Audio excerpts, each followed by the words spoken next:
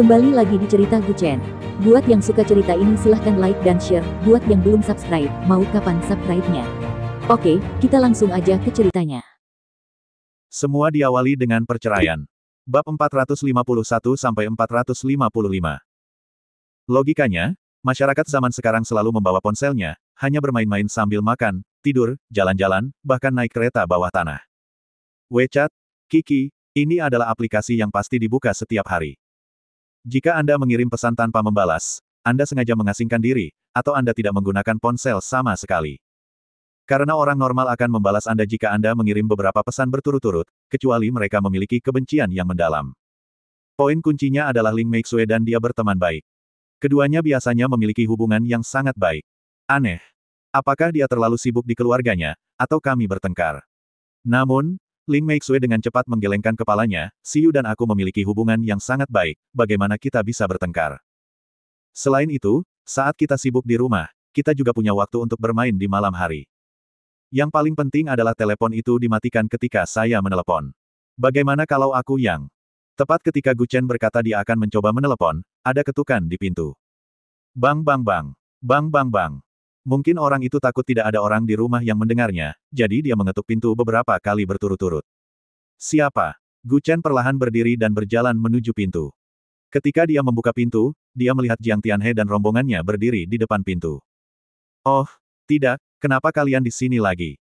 Dia memandang semua orang dengan ekspresi bingung dan berkata. Kali ini masih Jiang Tianhe dan Jiang Xingchun yang datang. Melihat kerutan mereka, Guchen tidak bisa tidak bertanya-tanya apa maksud orang-orang ini. Kapanpun mereka punya waktu, mereka berlari ke pintu villa untuk menghalanginya. Benar saja, setelah pengalaman pertama, mereka semua telah menemukan aturannya. Jiang Tianhe masuk tanpa bersikap sopan. Ketika dia melihat Ling Meixue duduk di meja makan, dia juga berkata dengan sangat sopan, Nona Ling, maaf mengganggu. Kalian ngobrol saja, saya akan naik ke atas. Ling Meixue berkata dengan sangat bijaksana dan berjalan ke lantai 2. Tak hanya itu, ia juga menutup pintu di lantai 2. Katakan padaku, apa yang terjadi? Guchen bersandar di meja dan memandangi sekelompok orang dengan ekspresi bingung di wajahnya dan tersenyum pahit. Jiang Xingchun juga masuk dan berkata dengan wajah sedih, Tuan Muda Gu, kakek Gu, drama apa yang akan kamu nyanyikan? Kamulah yang meminta kami menjadi agen tingkat pertama sebelumnya, tapi sekarang kamu menyandera kami. Andalah yang tidak membatalkan pesanan. 10 hari telah berlalu sejak itu. Kecuali ratusan ribu bahan obat yang Anda beli, tidak ada pesanan kami yang dilakukan. Apa rencananya? Ada banyak keluarga di luar yang menunggu untuk mendapatkan agen. Saya memberi mereka jatah agen, tapi di mana barangnya? Sangguan Yunlong juga merentangkan tangannya dengan ekspresi terdiam. Ketiganya mengeluh kepada Guchen. Meskipun dia memberi mereka gelar agen kelas 1, dia tidak memberi mereka hak untuk menjadi agen kelas 1. Selama Guchen tidak mengambil inisiatif untuk mendapatkan bahan obat dari keluarga Ye, maka mereka tidak akan memiliki saluran untuk berhubungan dengan keluarga Ye. Agen di level ini hanya dapat melakukan kontak dengan agen di level berikutnya, dan tidak dapat melompati level tersebut untuk terlibat dengan agen umum. Jadi selama Guchen tidak memesan, mereka tidak akan bisa menjual bahan obat apapun. Tuan Gu, kami bertiga hanya ingin memastikan hari ini, apakah Anda benar-benar memberi kami hak agensi, atau Anda hanya menggoda kami? Karena mereka sudah familiar dengannya, mereka tidak akan bertele-tele. Jiang Tianhe menatapnya dan berkata dengan lembut. Ya, hari ini kita akan membuka langit dan berbicara terus terang. Jika Tuan Gu tidak percaya pada kami bertiga, kami tidak membutuhkan agen ini, tapi Anda harus menjelaskannya kepada kita, kan? Jiang Xingchun juga berkata dengan tidak senang sambil menahan amarahnya. Wajar jika mereka tidak bahagia. Karena dalam beberapa hari terakhir ini, banyak keluarga dari distrik dan kabupaten ingin datang ke ketiga perusahaan tersebut untuk meminta hak keagenan, namun setelah mereka disetujui, Guchen tidak pernah setuju untuk mengirimkan barang. Chen Yue tidak setuju karena Guchen dan tidak setuju untuk menyerahkan formulir permohonan bahan obat kepada keluarga Ye. Dia bahkan tidak bisa mengirim formulir permohonan bahan obat. Mereka yang tidak mengetahuinya mengira Guchen sengaja mempermalukan ketiga keluarga ini. Tetapi keluarga Jiang, dan keluarga Sangguan sangat kooperatif dengan Guchen dalam segala aspek, jadi tidak perlu baginya untuk menghancurkan dirinya sendiri. Apakah tembok besar mempunyai masalah dengan kalian bertiga? Guchen bermain dengan tangannya dan berkata sambil tersenyum. Mereka bertiga saling memandang dan mengangguk serempak, hanya untuk ini. Menurut Anda, berapa banyak pesanan yang dapat kami buat jika kami disetujui untuk memproduksi bahan obat sekarang? Dia memandang ketiga orang itu dan bertanya. Setidaknya 1 miliar. Dan ini masih permulaan, masih ada area luas yang belum terkoneksi. Selama Anda setuju untuk melakukan pemesanan, pasti akan ada 5 miliar pesanan yang masuk dalam 3 hari. Sangguan Yunlong menepuk meja dan berkata dengan suara yang dalam. Haha. Gu Chen hanya mencibir beberapa kali. Ketiga orang itu juga sedikit mengernyit. Tuan Muda Gu, mengapa kamu mencibir? Apakah Anda meremehkan kemampuan kami? Jiang Xingchun sedikit mengernyit dan berkata dengan tidak senang. Dia menggelengkan kepalanya, kalian terlalu tidak sabar.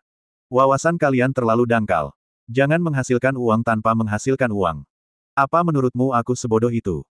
Mereka bertiga saling berpandangan, dan kemarahan di hati mereka perlahan turun.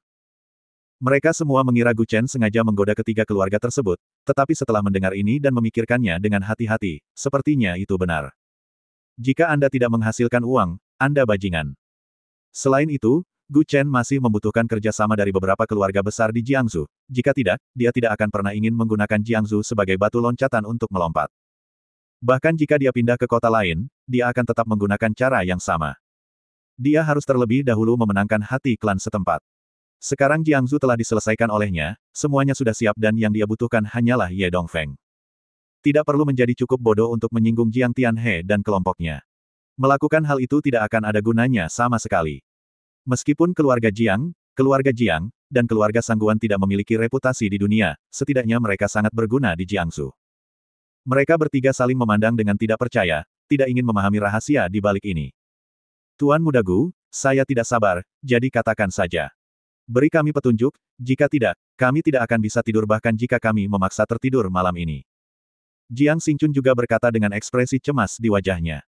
Demikian pula lainnya, meskipun dua orang lainnya tidak mengatakan apa-apa, mereka sudah menajamkan telinga dan menunggu Gu Chen menjelaskan alasannya. Gu Chen menuangkan secangkir teh perlahan dan duduk di sofa, kalian. Aku hanya tidak sabar. Mari kita lihat ini dulu. Saat dia mengatakan itu, dia mengeluarkan magnet kecil dan menaruhnya di tumpukan dari lembaran besi. Hanya menarik sedikit. Terbuat dari besi, dan sangat mudah tergelincir. Namun setelah Gu Chen mengganti magnet yang lebih besar, dia langsung meletakkan magnet tersebut di atas meja dan dengan cepat menarik apapun yang memiliki magnet di sekitarnya. Apakah kalian mengerti? Mereka bertiga saling memandang dan memandang satu sama lain. Jiang Xingchun menggaruk kepalanya, melirik ke arah Jiang Tianhe di sebelahnya dan bergumam dengan suara rendah, Jiang Tua. Kamu biasanya orang yang paling pintar, apakah kamu mengerti apa artinya? Aku. Jiang Tianhe juga tampak ragu-ragu untuk berbicara.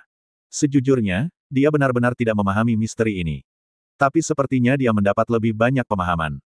Tiba-tiba, Jiang Tianhe menepuk keningnya dan berkata dalam kesadaran, saya mengerti. Saya mengerti. Apa yang kamu mengerti?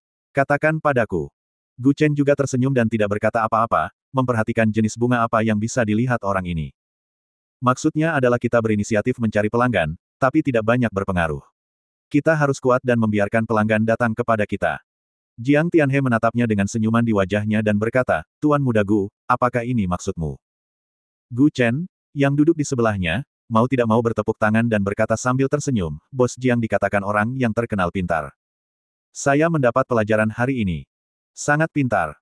Jiang Tianhe dengan cepat bertanya, Tuan Muda Gu, meskipun kenyataannya demikian, saya masih tidak mengerti bagaimana kita bisa membuat pelanggan datang kepada kita. Itu benar.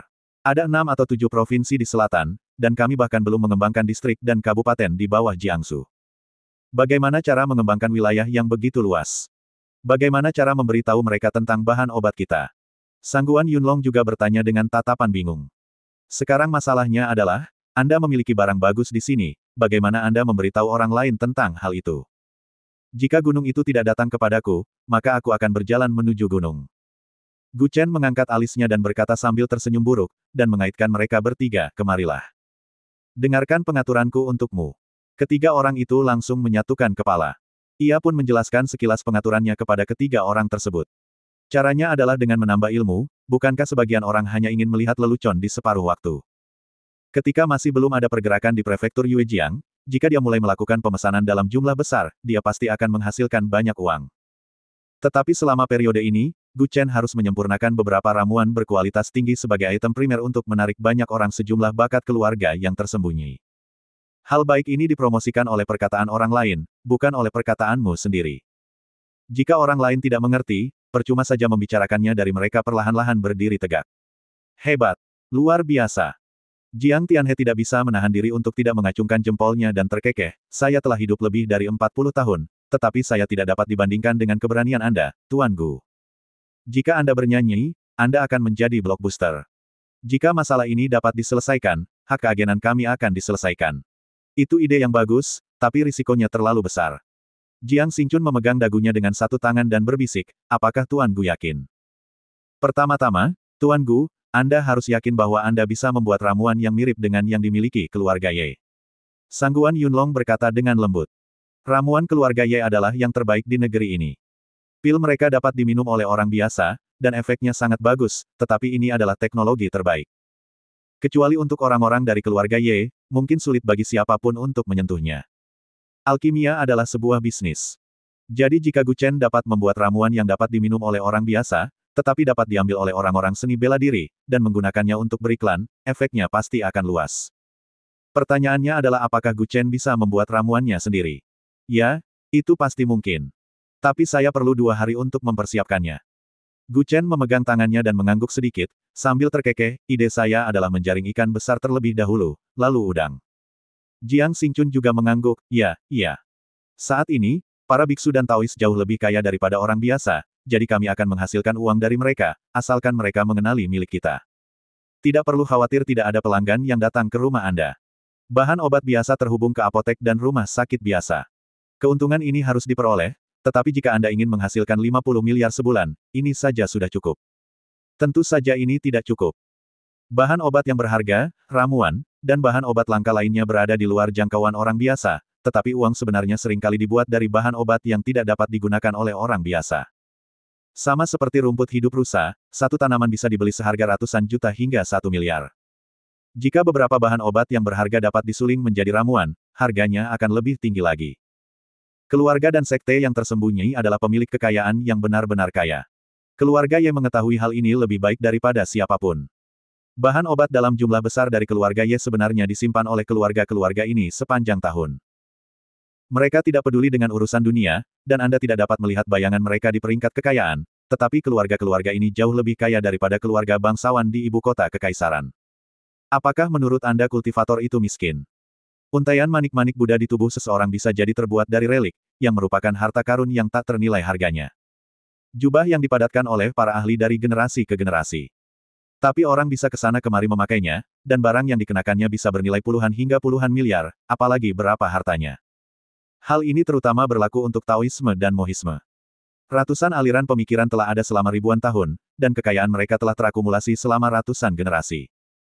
Jika benar-benar terungkap, 100 kuda Hangzhou hanyalah sebagian kecil dari uang mereka. Hanya saja mereka hanya fokus membina Taoisme dan tidak mau terlibat dalam urusan politik, sehingga lebih mudah menghasilkan uang dari mereka daripada menghasilkan uang dari orang biasa. Kalau begitu, dengarkan saja Tuan Gu. Jiang Xingchun juga mengangguk sedikit dan menghela nafas. Gu Chen perlahan berdiri dan berkata sambil tersenyum pahit, kalian bertiga, sukses atau gagal bergantung pada satu gerakan ini. Berhasil atau tidak, setidaknya akan meninggalkan suara saat angsa lewat, dan nama saat orang-orang lewat. Itu sudah cukup.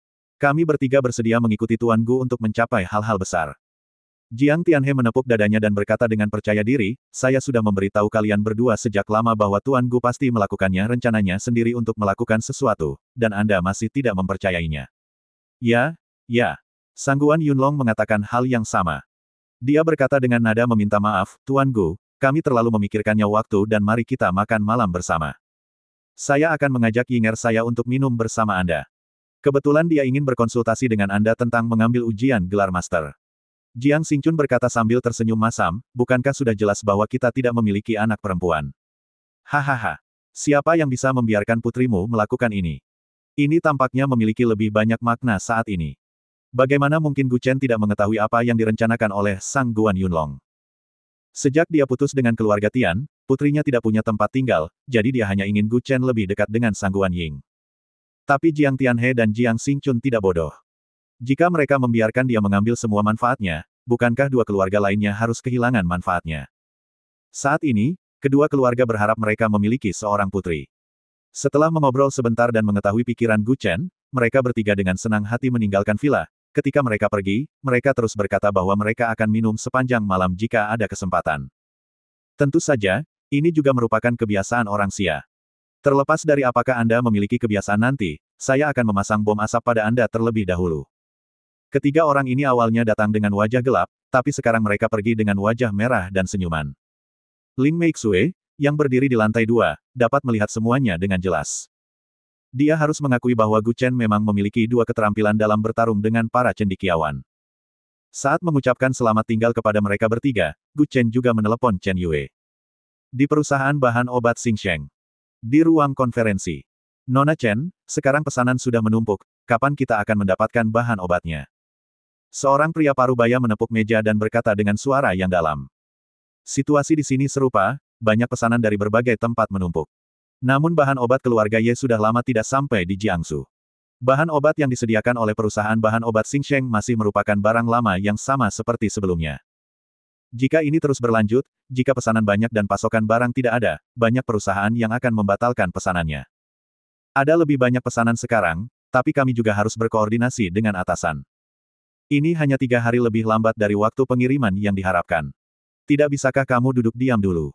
Chen Yue juga menamparkan meja dengan marah. Dia berdiri dari meja dan berkata dengan marah. Saat ini, seorang sekretaris di luar pintu dengan cepat membuka pintu dan masuk. Nona Chen, telepon untuk Anda. Sekretaris itu berjalan ke pintu dan berbisik. Tapi sekarang Chen Yue juga sangat marah. Dia menahan amarahnya ketika dihadapkan pada begitu banyak produsen yang menanyainya. Beberapa pelanggan berteriak-teriak untuk membatalkan pesanan mereka jika barang tidak dikirimkan, dan Chen Yue melakukan hal yang sama kepada mereka. Dia hanya bisa menghibur, tapi dia tidak berani menghina, dia hanya bisa menghukum diri sendiri. Namun Gu Chen juga menjelaskan sebelumnya bahwa urusan di pihaknya belum diproses, dan setelah pemrosesan selesai dalam beberapa hari ke depan, pesanan akan dibuka sepenuhnya. Meskipun dia tidak mengirimkan barang, dia meminta Chen Yue untuk terus menerima pesanan perusahaan dari berbagai distrik dan kabupaten setempat. Sama seperti ketika suatu produk menjadi populer, Anda perlu menciptakan kekurangan barang di pasar, dan kemudian mengisi kembali persediaan tersebut dalam jangka waktu tertentu. Dengan demikian mencapai tujuan tertinggi pemasaran kelaparan. Tidakkah kamu melihat bahwa aku sedang rapat di sini? Siapapun yang meneleponku, biarkan dia menunggu sebentar. Chen Yue menatap sekretaris itu dan berkata dengan suara yang dalam. Ya, itu telepon dari bos Gu. Setelah mendengar panggilan dari Gu Chen, ekspresi tidak senang Chen Yue segera menjadi tenang, dan dia dengan cepat memberitahu semua orang bahwa pertemuan telah selesai, dan kemudian bergegas keluar. Akhir pertemuan. Banyak orang di sini adalah bos yang bernilai ratusan juta, dan mereka juga merupakan pelanggan lama perusahaan bahan obat Xingsheng. Hanya untuk panggilan telepon, Chen Yue mengakhiri pertemuan di tengah-tengahnya. Selain itu, tujuan pertemuan tersebut adalah untuk mengetahui alasannya. Mereka semua ingin mengetahui apakah bahan obat yang ditangani perusahaan bahan obat Xingsheng adalah agen umum bahan obat keluarga Ye.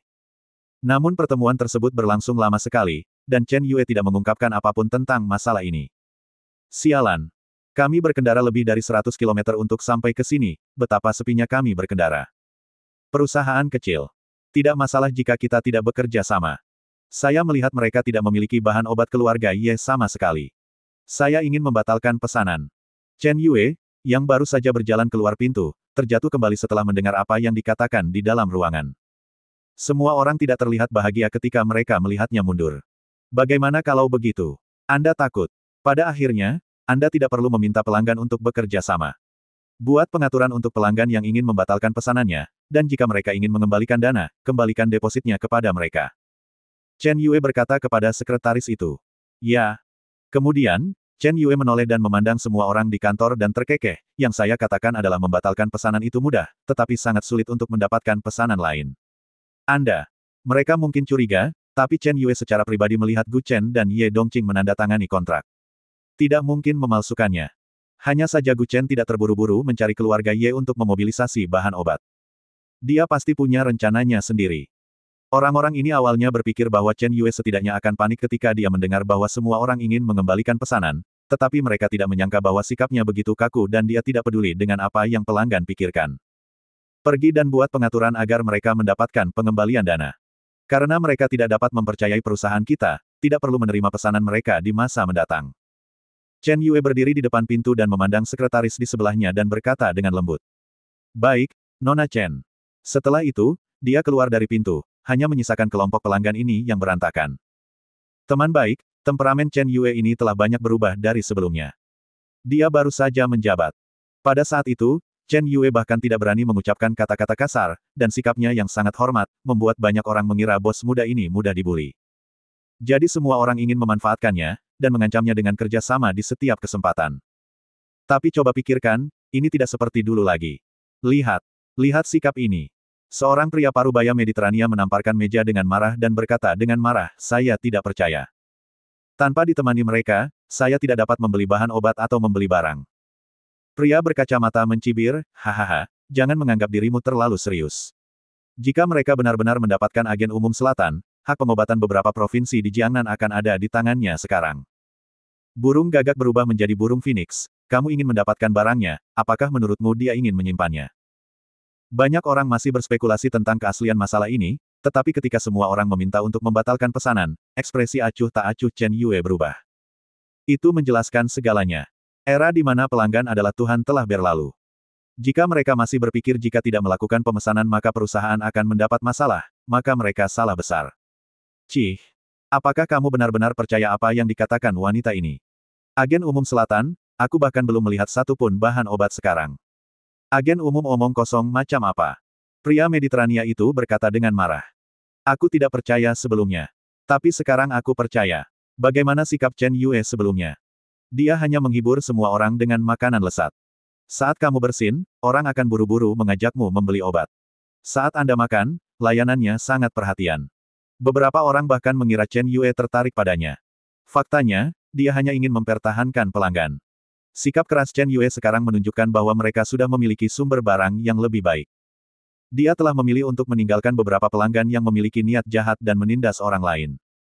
Namun beberapa orang belum menyadari keseriusan masalahnya. Jika Anda membatalkan pesanan sekarang, mungkin akan sulit untuk membeli bahan obatnya nanti. Sekalipun Anda masih bisa membelinya, harganya mungkin akan naik beberapa kali lipat. Jadi sekarang semua hanya bisa menunggu dengan tenang. Lagi pula itu hanya deposit, jadi tidak masalah. Tetapi jika mereka termotivasi saat ini dan berpikir bahwa Chen Yue akan mengatakan hal-hal baik dan meminta mereka untuk melakukan pemesanan lagi setelah membatalkan pesanan, pada dasarnya hal itu tidak mungkin. Kecuali, kerja sama dengan keluarga Ye ini palsu. Kantor manajer umum. Chen Yue buru-buru berlari ke kantor dengan sepatu hak tinggi. Dia segera mengambil telepon kantor dan berkata dengan lembut, saudaraku, kamu mencari saya. Kamu hubungi keluarga Ye hari ini. Pesan 2 juta bahan obat, dan belilah atas nama perusahaan. Gu Chen terkekeh di ujung telepon. Oke. Saya akan meminta departemen pemasaran segera memesannya. Chen Yue menghela napas panjang lega dan berkata dengan lembut, ngomong-ngomong, saudara Gu, bahan obat kita. Jangan khawatir tentang itu. Untuk bahan obat, kita akan mengeluarkan pesanan dalam 3 hari. Sekarang biarkan mereka semakin cemas. Semakin mereka cemas, semakin bermanfaat bagi kita, biarkan orang-orang itu menunggu. Bagaimanapun, di dalam hatinya, Gu Chen selalu menjadi pria yang sangat dapat diandalkan dan melakukan apa yang dia katakan. Karena dia ingin membangkitkan selera para mitra ini, tentu saja ada alasannya, dan Gu Chen juga telah menekankan sebelumnya bahwa jika ada yang ingin membatalkan pesanan selama periode ini, batalkan saja. Singkatnya, kita harus bersikap tegas dalam masalah ini, dan memberitahu mereka bahwa mereka tidak dapat lagi menekan perusahaan bahan obat Xingsheng. Sebaliknya, Gu Chen meminta Chen Yue untuk membatalkan pesanan, dan menakut-nakuti monyet dengan membatalkan beberapa pesanan. Ketika pesanan dilakukan kemudian, orang yang menyerah pada perusahaan bahan obat Xingsheng terlebih dahulu akan dibuat menyesal. Oke. Kata-kata saudara Gu sudah cukup. Kata Chen Yue bersemangat. Keduanya bertukar salam singkat sebelum menutup telepon. Dalam 2 hari berikutnya, Gu Chen sedang mempelajari jimat di satu sisi, dan menunggu bahan obat keluarga Ye di sisi lain. Akhirnya pada hari Selasa, Gu Chen juga menerima telepon yang mengabarkan bahwa bahan obat telah tiba. Ketika tiba waktunya istirahat makan siang, Gu Chen mengambil cuti setengah hari dan pulang dari perusahaan. Ling Meixue juga sangat sibuk selama periode ini, dengan pesanan dari luar negeri berdatangan kemana-mana. Sejak kosmetik yang didukung oleh Illinois menjadi populer, dia juga menghasilkan banyak uang. Mata para tetua di keluarga Ling memerah karena iri. Mereka mencoba segala cara untuk mendapatkan keuntungan darinya. Ketika Zheng Yan berurusan dengannya sebelumnya, kerabat ini keluar dan berkata mereka ingin menghancurkan perusahaan. Sekarang situasi keseluruhan telah diputuskan. Ling Meixue telah secara resmi mengambil alih semua urusan perusahaan, dan kinerja perusahaan tidak menurun sama sekali. Bukan hanya tidak turun, tapi bisnisnya semakin meningkat. Zheng Yan telah menyingkirkan sejumlah besar elit perusahaan sebelumnya, mungkin berpikir jika mereka pergi, perusahaan tidak akan dapat terus beroperasi. Tapi saya tidak pernah tahu apakah mereka membutuhkan perusahaan ini atau perusahaan ini membutuhkan mereka. Ketika orang-orang pergi, Anda dapat mempekerjakan mereka lagi. Tidak pernah ada kekurangan talenta di pasar pekerja kerajaan Xia. Di Villa Yu Huatai, Gu Chen masih sampai di tingkat atas dengan banyak bahan obat. 2 hari yang lalu, dia telah berjanji kepada Jiang Tianhe dan lainnya bahwa dia akan membuat ramuan dalam 2 hari ke depan, dan kemudian mulai membuka pesanan sepenuhnya. Jika dia tidak dapat melakukannya hari ini, mereka mungkin meragukan keaslian kata-kata Gu Chen lagi. Dia menempatkan tungku alkimia Jinling heksagonal di kolam renang dan memasukkan bahan obat sesuai dengan proporsi ramuan yang dimurnikan. Ayo kita coba pil Ningzhen dulu. Gu Chen bergumam sedikit. Sambil berbicara, dia memasukkan semua bahan obat sesuai dengan proporsi yang tercatat di buku. Bukan hanya tidak meningkatkan khasiat obat, justru menurunkan mutu obat.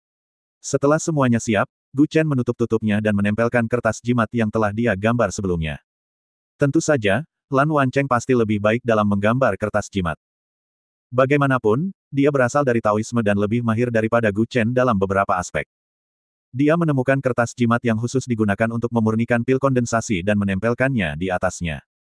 Segera dia melihat kertas jimat itu perlahan tertanam di tungku alkimia dan berubah menjadi abu. Setelah beberapa saat, Anda bisa melihat manik-manik kaca warna-warni di tutupnya mulai berputar terus-menerus. Ini membuktikan bahwa alkimia telah dimulai. Gu Chen meletakkan jarinya di atas tungku dan memindahkan energi sejatinya ke dalam.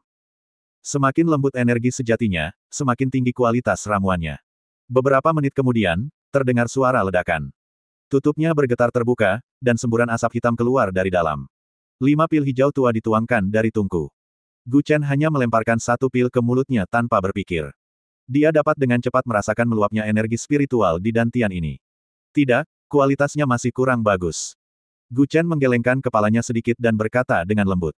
Menurut standar Nenek Hua, yang dia buat mungkin layak untuk diberikan kepada babi, tapi menurut standar dunia, ini sudah termasuk kelas menengah ke atas. Ketika seseorang sangat lelah secara fisik, meminum 1 pil dapat memulihkan kekuatan fisiknya dalam jangka waktu tertentu. Ini juga memiliki efek yang sangat baik pada cedera. Mengapa obat mujarab lebih mahal daripada bahan obat biasa adalah karena efeknya sangat cepat. Memakannya dapat memberikan hasil yang langsung, begitu banyak keluarga kaya dan bangsawan yang tersembunyi menghabiskan banyak uang untuk membeli ramuan ini, sehingga mereka dapat menggunakan efek ramuan tersebut untuk menerobos ketika berlatih atau menghadapi kemacetan. Meskipun ramuan bermutu sedang ini tidak terlalu menarik perhatian Gu Chen, dia tidak membuangnya tetapi memasukkannya ke dalam sakunya. Bagaimanapun, dia tumbuh bersama Nenek Hua, dan mereka selalu makan ramuan bermutu tinggi layaknya seperti kacang, itulah sebabnya dia memiliki energi internal yang sangat kuat. Terlebih lagi, rendu second meridian miliknya diperoleh melalui ramuan berkualitas tinggi yang dia konsumsi ketika dia masih kecil. Di satu sisi, bakat Gu Chen sangat tinggi, dan dengan bantuan hal-hal ini, akan sulit untuk tidak menjadi seorang jenius. Ayo coba lagi. Gu Chen memasukkan beberapa bahan obat lagi, lalu meletakkan jimat di atasnya.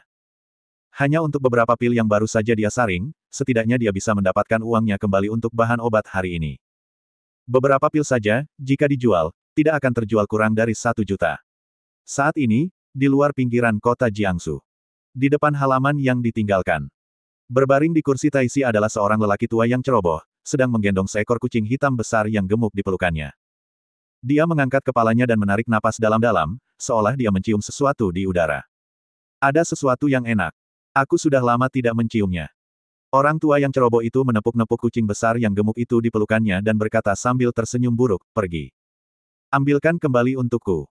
Kucing besar gemuk itu dengan enggan melompat dari pelukannya ke tanah, berbalik dan mengeong padanya beberapa kali. Pergi. Aku sedikit lapar. Kata lelaki tua ceroboh itu dengan mata tertutup dan melambaikan tangannya.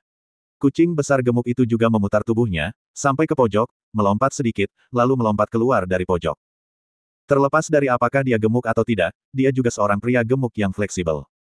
Dia melompat keluar dari tembok setinggi 2 meter dengan 1 lompatan. Setelah kucing besar gemuk itu pergi, lelaki tua itu mengelus janggutnya dan berkata sambil tersenyum buruk, "Yah, masih ada orang di Jiangsu yang bisa membuat makanan lezat seperti itu." Kehidupan masa depan sungguh luar biasa. Saat ini, di Villa Yu Huatai. Terdengar suara teredam di sepanjang jalan, dan dari atas villa termewah di barisan depan, terlihat kepulan asap hitam keluar dari kejauhan. Seluruh wajah Gu Chen menjadi hitam karena ledakan tersebut. Dia baru saja kehilangan terlalu banyak energi ke dalamnya, dan akibatnya, tungku alkimia meledak di bawah suhu tinggi. Ledakan ini membuat Gu Chen lengah. Tanpa tindakan pencegahan apapun, suara keras tiba-tiba terdengar dari dalam. Yang paling penting adalah tidak terjadi apa-apa pada tungku alkimia. Sebaliknya, Gu Chen sangat terkejut hingga dia mundur beberapa meter, dan rambutnya berdiri. Wajahnya juga gelap, dan yang paling penting adalah dia terguncang dari mantra cahaya emasnya. Mantra cahaya emas Tao ini diajarkan kepadanya oleh kakek Long. Kutukan cahaya keemasan ini juga merupakan rahasia Tao. Bahkan Lan Wancheng tidak tahu bagaimana melakukannya, tapi kakek Long mahir dalam hal itu. Gu Chen pernah bertanya kepadanya tentang pengalaman hidupnya sebelumnya, tapi dia tidak pernah menyebutkan sepatah kata pun tentang masa lalunya. Dia hanya berkata, seorang pahlawan tidak menyebutkan keberanian masa lalunya. Jadi tidak ada yang tahu apa yang terjadi pada kakek Long di masa lalu, termasuk Nenek Hua, kakek Jiang, kakek Liu dan kakek Feng. Kakek Long tidak mau menyebutkan masa lalu. Mereka semua mengatakan hal yang sama, yaitu dulu mereka sudah mati, dan sekarang mereka hanyalah lelaki dan perempuan tua biasa yang bermain catur, menonton TV, dan berjemur di bawah sinar matahari. Gu Chen terlempar ke belakang beberapa meter oleh kekuatan ini dan dengan cepat menyingkirkan mantra cahaya emas. Untungnya, saat itu siang hari, orang akan mengira ada bola lampu bertegangan tinggi di atap gedung. Aneh, kenapa tiba-tiba meledak? Dia menggaruk kepalanya dan berkata dengan ekspresi bingung di wajahnya. Dia telah mengendalikan energinya dengan baik, namun tiba-tiba dia merasa ada kekuatan di dalam yang menyedot energinya. Gu Chen segera berpikir untuk berdiri, tetapi pada saat itu tiba-tiba meledak. Mungkinkah ada masalah dengan aspek tertentu dari diri Anda? Tapi Gu Chen tidak tahu alasannya setelah berpikir lama. Dia berjalan ke tungku alkimia, yang sudah berada di sisinya dan jatuh ke lantai. 7 atau 8 pil hitam keluar darinya. Hei, banyak sekali bahan obat yang terbuang lagi.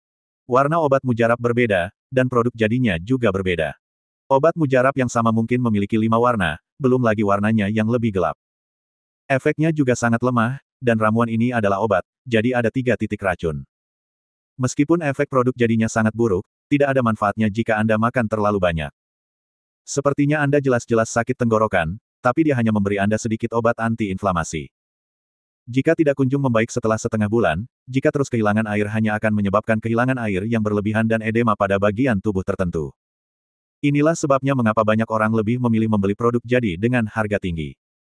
Gu Chen tidak ingin menghemat sedikit uang dan memilih hal terbaik berikutnya. Semakin baik kualitasnya, semakin baik efeknya dan semakin kecil efek sampingnya. Pil hitam seperti ini sekilas tidak ada gunanya. Tepat ketika Gu Chen mengambilnya dan hendak membuangnya, sebuah pil tiba-tiba jatuh ke bawah dari tangannya. Dengarkan saja suara yang tajam. Saat ramuan hitam itu menyentuh tanah, retakan muncul di tengahnya. Yang paling penting adalah warna hijau tua muncul dari celahnya. Dan itu adalah warna hijau kekaisaran. Hah! Kepala Gu Chen penuh dengan pertanyaan saat ini. Setelah menyentuh lantai, lapisan hitam di luarnya terlepas. Dia segera mengambil pil dan melepas lapisan pelindung hitam di luarnya. Bagian dalamnya benar-benar menunjukkan warna hijau tua, memang hijau imperial. Ini adalah warna lapisan atas pil Ningzhen, yang berikutnya adalah merah tua, yang ketiga adalah warna Tian Huang, dan tidak perlu mengatakan apapun di bawah. Dengan ledakan barusan, Gu Chen berpikir bahwa dia telah gagal dalam alkimia lagi. Bagaimana dia masih bisa menyempurnakan pil kondensasi tingkat atas? Dengan penampilan seperti ini, bahkan Nenek Hua pun harus menganggukkan kepalanya saat melihatnya. Kualitas tertinggi dari pil Ningzhen hanya bisa berupa ini, dan hampir tidak ada warna selain itu. Bahkan Nenek Hua tidak tahu warna apa itu. Setelah menjatuhkan semua pil hitam ke lantai, ada retakan di tengahnya. Setelah dibuka semuanya, ternyata warnanya hijau tua, dengan 2 di antaranya agak condong ke arah merah. Ada perbedaan antara 9 anak naga dan anak naga, apalagi kelahiran obat mujarab di tungku ini. Tidak dapat dihindari bahwa beberapa kebakaran akan menghasilkan panas yang merata, sementara yang lain tidak. Dia tidak sabar untuk melemparkannya ke dalam mulutnya, dan energi spiritual murni langsung masuk ke mulutnya. Perasaannya sulit untuk digambarkan, seolah-olah obat mujarab telah menembus ke dalam tubuh seperti embusan udara bahkan tanpa mengunyahnya. Sekarang Gu Chen seperti Zubaji yang memakan buah ginseng, dan buah itu hilang bahkan sebelum dia bisa mencicipinya. Namun beberapa detik kemudian, Gu Chen juga merasakan semburan panas di dantiannya. Jika dia tidak menggunakan energinya untuk mencerna kekuatan ini, darah di sekujur tubuhnya akan mulai mendidih. Pada saat itu, dia berlatih dalam kondisi kuat atau berendam di tangki air untuk mengerahkan kekuatannya. Dia harus mengeluarkan kekuatan ramuan ini. Tujuan dari pil Ningzhen adalah bahwa beberapa praktisi seni bela diri selalu merasa bahwa mereka hanya berjarak 1 nafas ketika ingin menerobos kemacetan, tetapi mereka tidak dapat menerobos. Dengan meminum pil ini saat ini, pada dasarnya 90% orang berhasil menembus masa kemacetan. Panas sekali. Seluruh tubuh Gu Chen mulai terasa panas, seolah-olah dia baru saja meminum bedak yang dibuat nenek Hua sebelumnya. Setelah memakannya, dia merasa panas di sekujur tubuh, apalagi saat dia sedang banyak pikiran. Tapi sekarang, selain merasa panas dan penuh kekuatan, Gu Chen tidak merasakan apa-apa lagi. Dia segera menemukan botol kecil dan memasukkan pil tersebut ke dalam botol. Dengan beberapa pil ini, aku tidak percaya aku tidak bisa menangkap ikan besar. Kata Gu Chen sambil tersenyum buruk, menekan energi di tubuhnya. Setelah mengisinya, dia segera meletakkan botol itu ke samping, lalu dia duduk di lantai, merasa marah pada dantiannya, menekan aura yang terburu-buru di dalam hatinya.